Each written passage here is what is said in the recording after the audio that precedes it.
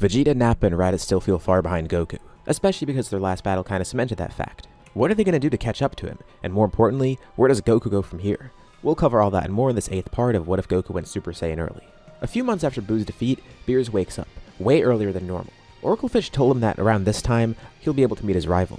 Beerus also learns from Whis that apparently there's some Saiyan out there that was able to defeat Frieza with ease, while still holding back no less. It turns out there's actually a few Saiyans alive too. The only reason Saiyans are important to Beerus is because he also had a dream about some sort of Super Saiyan god. But that one who defeated Frieza, the one named Goku, he in particular interests Beerus. So he immediately heads out for Earth. And, besides Goku, this immediately strikes fear into the hearts of all the Saiyans there. Vegeta of course remembers Beerus, and Raditz and Nappa have heard about him too. Apparently he's here for them. He's looking for a powerful Saiyan rival, some sort of Super Saiyan god. They've never heard of that. They know about Super Saiyan, but never a Super Saiyan god. They have also gone beyond Super Saiyan, but they don't know of any godly aspect. So, out of curiosity, Beerus tests their power first. They do seem pretty powerful. The three fight all together, in Super Saiyan 2. Of course, Beerus has to hold back significantly. This does next to nothing to him. But they definitely seem stronger than the average mortal. Although, he knows one more Saiyan is here too, one who apparently defeated Frieza. These three take offense to this because they defeated King Cold. That should count for something as well. But they know he's talking about Kakarot. So then Goku gets to meet Beerus, excited to finally fight someone that might be able to give him a challenge for once. It's been so long since he last had a challenge. The only person that gave him any sort of challenge in recent history, it was future Vegeta. And that was someone who's not even from his timeline. Apparently Beerus is a god, the strongest person in this universe, besides Whis. And Goku's more than glad to fight him. But he quickly comes to learn that not only is Beerus a challenge for him, he doesn't think he could ever defeat Beerus. At least not in his current state. He's so far above the other three Saiyans, even combined, he kinda overpowers them. But for Beerus, that doesn't matter. That's a minuscule difference. Beerus feels like he's wasting time here, but if they want to find out about the Super Saiyan God, it's probably best to ask Shenron then. So they summon Shenron and get info about the Super Saiyan God. And this time around, they actually do have enough people for the ritual. They're not too sure if it'll work with Vegeta, Nappa, and Raditz, but it's at least worth a shot. They seem righteous enough now to be part of it. Vegeta, Nappa, Raditz, Trunks, and Gohan join. By now, Gohan and Trunks even have Super Saiyan, even more fitting for this ritual. Beerus of course wants Goku to be the recipient of it, so he's the center of the ritual. And it actually works. Goku becomes a Super Saiyan God. He's in a whole new league of power now. He was already ahead of everyone before, but this is something else. And of course Beerus wants to test it right away. He and Goku briefly battle. And while the battle is brief, they move so quickly that they get more than enough fun out of it. And Beerus can see the scope of his power. He's grown significantly, and this is definitely a divine form. But still, it'll take him years to reach Beerus' level, if that's even possible at this point. Although he definitely shows promise, and for that reason, he wants Goku to become his rival eventually. Goku's even stronger than he was in regular Battle of Gods, which makes Beerus more curious about how strong he could truly get. Weirdly enough, he and Goku are similar. Both have been spending so much time looking for a rival. Of course, Goku's had his own rivals, Piccolo being his main one here, but also a rivalry with the Saiyans, with Krillin, with Tenshinhan. He has rivals, but in terms of someone that can match his power at least, he hasn't found that yet. Not in this timeline, that is. Beerus is in a similar boat, but it's a much bigger problem for him. This will benefit them both. Goku can grow way beyond his limits, and he can have fun by fighting Beerus, even if he's going to lose each time.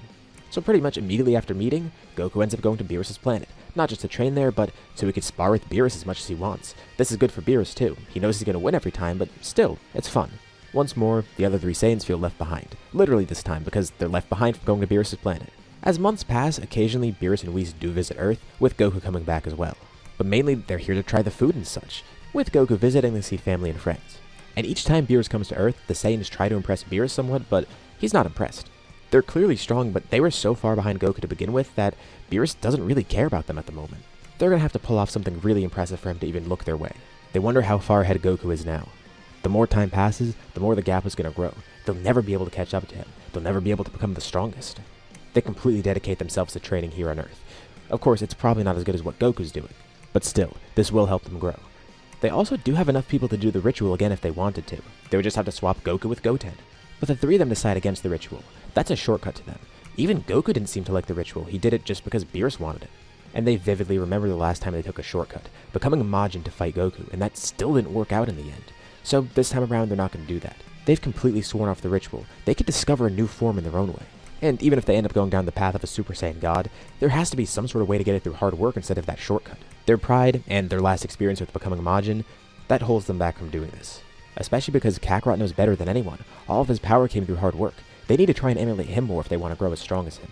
Eventually they're able to get Super Saiyan 3 for themselves, and of course they know the downsides. One interesting thing to note here is that Vegeta and Nappa never did lose their tails. So for them, they're actually able to maintain Super Saiyan 3 really well. Raditz, on the other hand, he lost his tail a while ago, thanks to Goku.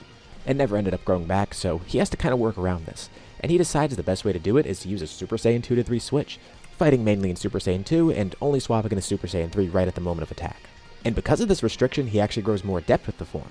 Vegeta and Nappa could just use it freely, thanks to their tails helping them. But Raditz's lack of tail forcing him to be craftier, that molds him into having a much different fighting style. One day the three of them notice the sky randomly turns dark, as if someone's summoning Shenron. They come to realize that someone actually did summon Shenron, but nobody knows who. Only until a few months later when the Frieza Force arrives back on Earth. It seems that Frieza's been revived. It's funny that they didn't bother to revive King Cold because these three would have loved to kill King Cold a second time. But now they finally got their shot at Frieza. In base, these three defeat Frieza's entire army, and they're ready to take him on next. And they tell him to just cut the niceties and go right to his final form. So, he does that. Vegeta steps up to take him on. He didn't actually get to fight Frieza in his final form before, but he did sense it. He can tell Frieza has grown stronger, but if this is his limit, they're gonna win here, because Vegeta is able to fight him in base. But Frieza then gets an opportunity, showing the true power that he's gained, transforming into Golden Frieza. And now it's kind of an issue because he's way stronger than before. Vegeta can't fight him alone, much less in base. He transforms into Super Saiyan 3, with Nappa doing the same. That's new. He remembered the regular Super Saiyan form that Goku had, as well as the one that went beyond that. What is this, another level beyond that level beyond? Well, yeah, that is exactly what it is. And he looks over at Raditz, and he can't tell if Raditz is using it or not. He's not actually using Super Saiyan 3 right now. But Frieza just assumes he is because his hair is already long. Kinda good for Raditz because it allows for some sneak attacks. Frieza doesn't expect the 2 to 3 switch, which is kinda funny. Raditz's hair acts as a perfect camouflage for this. But still, he's able to take all three of them on at once at their strongest. It's kinda like before with King Cold. And he's loving this, the fact that it takes all three of them at once to fight him. He's confident he could win here, which is kind of an issue for him. Really, he should finish this as quick as possible. But he doesn't. The three other Saiyans can see that he's slowly losing stamina from this form, something that they don't have to worry about, at least not Vegeta and Nappa. Raditz kinda does have to worry about it, but when he's in Super Saiyan 2, it's not an issue. Over their years of training, not only have they grown way stronger, but they've grown in every other aspect too, and they know how important the preservation of stamina is. They're much more efficient in battle than Frieza is. Frieza slowly loses steam, and then the three Saiyans can show off their true strength. They are a little beat up, but they're able to hold their own, and now they have the upper hand. Together, the three of them essentially play volleyball with Frieza. He continues losing strength, eventually to the point where he can't even use his golden form anymore, going back into his final form. Of course, Frieza plans to blow up Earth, but before he even has the chance, the three Saiyans decide to finish him off, combining a blast together to kill him. And it's pretty fulfilling for them. They've grown really strong because even with that new form that Frieza had, they still were able to beat him. Although, it's a little bit of a bummer that they couldn't do this individually. But still, they got to defeat Frieza, and this time, they did it all alone. It was their strength that did it. They didn't need any shortcuts. It was their power, their drive, their dedication, everything. They may have still not been noticed by Beerus, but they're definitely making great progress. And on top of this, Beerus finally does notice them. Whis eventually tells Beerus and Goku of what happened on Earth. Apparently Frieza came back, and he had a brand new form as well. And according to what Whis can see, he seemed pretty powerful. But on top of that, the other three Saiyans have grown a bunch as well. Goku's checked in with them briefly, but he hasn't seen their full strength yet. And they haven't seen his true power now. But he could see that they were all using Super Saiyan 3. Even for Raditz, he could see that 2 to 3 switch that he was doing. In the time that's passed, they've grown a ton. And Goku can't wait to see what they're truly capable of. And Beerus knows that this entire time they did want to come here and try to train under Whis. And reluctantly he decides, yeah, why not? At this point, he might as well bring them here. They're clearly growing a lot, so he does wonder how fast they'd grow as Super Saiyan gods as well. Although it's kind of weird to him that they didn't try the ritual for themselves. They definitely had enough people on Earth to do that. That didn't even occur to Goku. But he could tell exactly why they're doing that without even asking. They truly have changed a bunch. That alone is more than enough to prove that. And he's happy about this. Not just them growing stronger, but them changing further and further. Beerus, Whis, and Goku go back to Earth, and this time around, they take Vegeta, Nappa, and Raditz back with them. And finally, Goku gets to show off his true strength. They don't even have Super Saiyan God yet, so they can't really sense his power. But Goku's already gone beyond Super Saiyan God, and it's a nice little tip for them because now they'll know how to go beyond it as well. By combining the power of Super Saiyan with it, he's unlocked Super Saiyan God Super Saiyan, or what he just now calls Super Saiyan Blue. He's actually had this for a while, so long in fact that he's got complete control over it. The fact that he got such great control on Super Saiyan so much earlier on, that also kinda helps here too. He knows all the secrets to it, and he basically applied that to this form. Not to mention the years in advance that he had with Super Saiyan God as well. Funny enough, this Goku doesn't have Kaioken. If he did, he'd have Blue Kaioken by now. But since he doesn't, he's instead working on going beyond Super Saiyan Blue. He's perfected the form, but he knows there's probably a stage beyond it. Maybe a Super Saiyan Blue 2, or a Blue 3. The Saiyans begin their rigorous training under Whis, as well as Goku, who weirdly enough, kind of becomes an assistant teacher to them.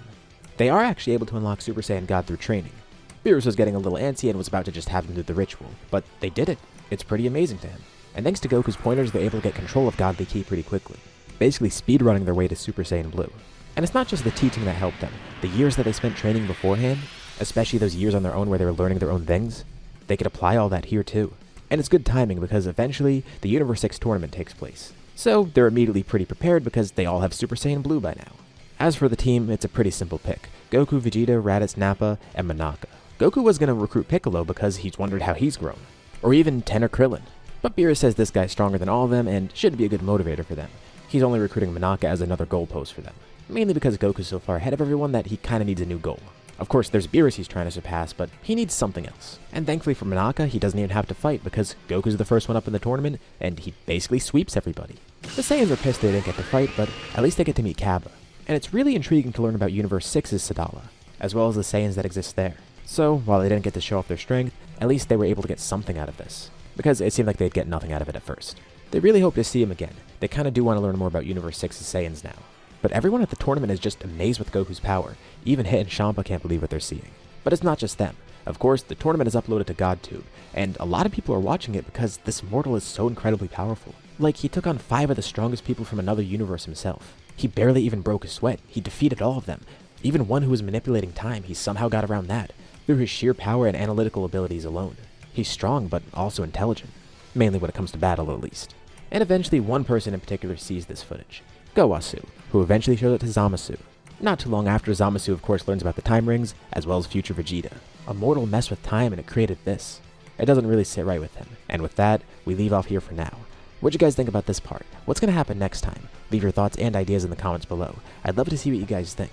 As usual, be sure to drop a like and subscribe if you haven't already. It really does help out the channel and it shows me you want to see more videos like these. Anyways, thank you all for watching, and I'll see you all in my next video.